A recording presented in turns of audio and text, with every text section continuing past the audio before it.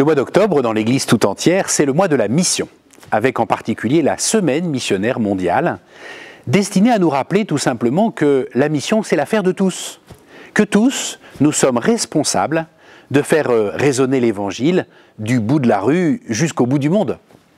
Et chez nous, ici dans l'Aude, cette Semaine missionnaire mondiale va avoir un visage très concret, puisque nous allons accueillir une délégation venue de Séoul, en Corée.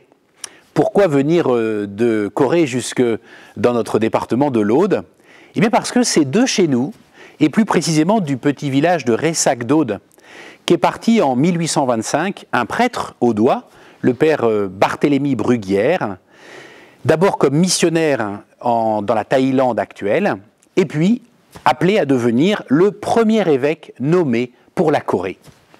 Cette délégation que nous allons donc recevoir fait en quelque sorte un retour aux sources, parce que l'Église catholique en Corée aujourd'hui est un fleuve large et majestueux. L'une de ces sources se trouve enfouie ici dans la terre d'Aude, et c'est cela que cette délégation vient retrouver, vient filmer les lieux où le père Bruguière a vécu, les lieux où il a été prêtre, les lieux où il a enseigné comme professeur au séminaire de Carcassonne. C'est très émouvant. La perspective de ces retrouvailles, c'est très émouvant de penser surtout que dans le contexte dans lequel est parti le père Bruguière, notre diocèse était loin d'être florissant.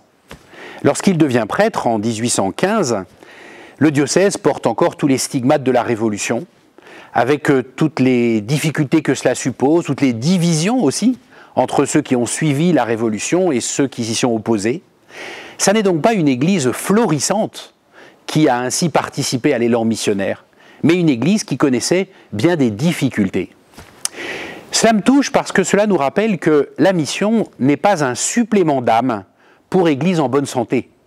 Ça n'est pas le bonus de nos ressources humaines ou matérielles que nous mettrions à disposition des autres églises parce que nous n'en aurions pas besoin.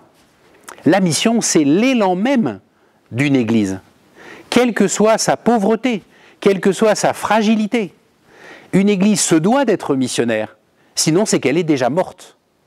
Notre église dans l'Aude est fragile et petite, mais elle est loin d'être morte. Alors ayons l'audace d'être missionnaires.